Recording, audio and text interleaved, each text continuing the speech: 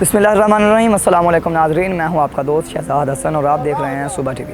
नाज़रीन, हम लोग इस वक्त एक लाहौर की एक सड़क से गुज़र रहे थे, तो सड़क के किनारे मैंने औरत को अपने दो मासूम बच्चों के साथ सड़क पे भीख मांगते हुए देखा।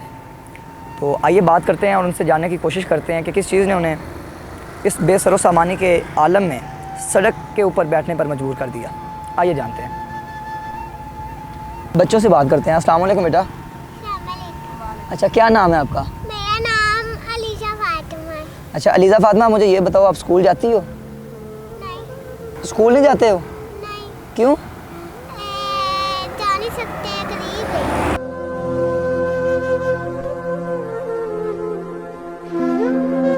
नाज़रीन, बच्चे की मासूमियत चेक करें, अपनी गुर्बत का जो इजहार भी कर रही है और मुस्कुरा के इजहार कर रही है।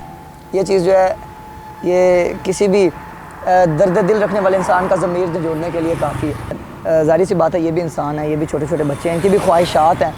इनका भी दिल करता है कि अच्छे कपड़े पहनें, अच्छा खाना खाएं, अच्छी ज़िंदगी गुजारें, खिलौनों के साथ खेलें। दिल करता है ना खिलौनों के साथ खेलने का? हाँ। करता है।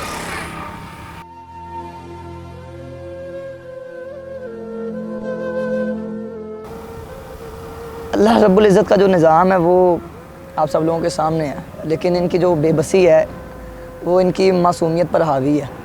इनकी मासूमियत अपनी जगह लगी, लेकिन इन लोगों की जो बेबसी है, इन बच्चों की, इनकी वालदा की, वो हावी है इस वक्त। और मेरे पास तो कोई अल्फाज नहीं है कि मैं इनकी जो सिचुएशन है वो बयान कर सकूं, क्योंकि मेरे पास कोई अल्फाज आ ही नहीं रहे हैं मेरे जहन में कि मैं क्या बोलूँ आगे। जब ये बताइए कि यहाँ पर आप रोज़ाना गदागरी करती हैं, भीख मांगती हैं, तो इतना हो जाता है कि आपके घर का गुजारा भी हो जाए और आपके वाले साहब की जो है वो दवाई भी आ जाए? जी नहीं, हम जिधर रहते हैं ना उधर घर में काम करते हैं, लेकिन वो उतना ही देते हैं जो काम लेते हैं। हमें वो ऐसे नहीं करते कि वे ये गरीब लोग हैं हमें इसको बात दे रहे हैं। लेकिन पापा की 8 दिनों की दवाई ना 4000 की आती है। अच्छा। और मकान का किराया हमारा 7000 है। तो इसलिए हम कभी भूखे रह कर भी गुजारा करते, दवाई ले आते हैं, लेकिन भूखे रह जाते हैं हम। कभी कभी तो बच्चे ही भूखे रह जाते हैं ना। नहीं, अगर हो तो ऐसा थोड़ा सा हो तो बच्चों को खिला देते, हम नहीं खाते हैं। जी, तो नाज़रीन, आपने इनकी बातें सुनी, इनके बच्चों की बातें सुनी। सागर सिद्दीकी साहब ने एक शेर लिखा था कि जिस दौर में लुट जाए गरीबों की कमाई, उस दौर के हाकम से कोई भूल हुई है।